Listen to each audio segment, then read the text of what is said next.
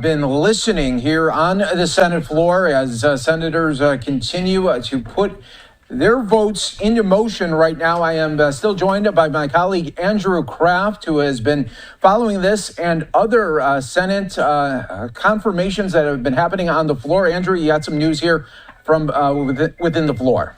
Yeah, so Mike, I had just said all eyes will be on McConnell. So McConnell just voted yes on the Patel confirmation. Now, there were two Republican no's, Lisa Murkowski of Alaska and Susan Collins of Maine here. And we saw Murkowski and Collins also vote no against the Hegseth confirmation.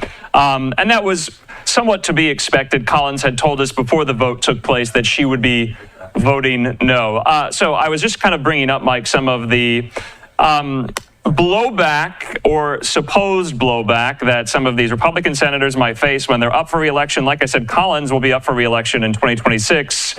It remains to be seen if there will be any electoral consequences, whether or not some in the Republican Party might support a primary effort, say, against her.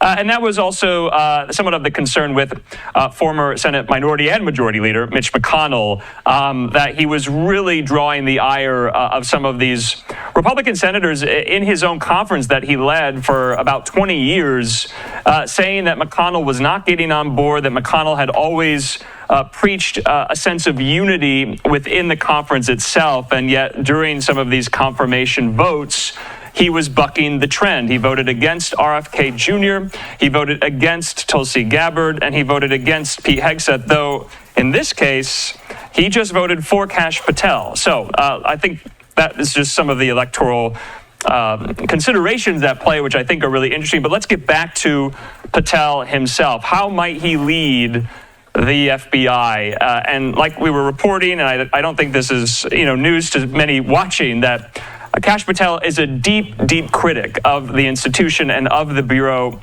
itself. President Trump is deeply distrustful of the FBI and deeply distrustful of the Bureau itself. And presumably, maybe that is why they came together, why Trump tapped Kash Patel to lead the FBI going forward. And he is now going to be Senate confirmed to do just that. You see the vote tally there, 51 yeas, 49 nays. So a very close vote along partisan lines with some Republicans' defections, yes.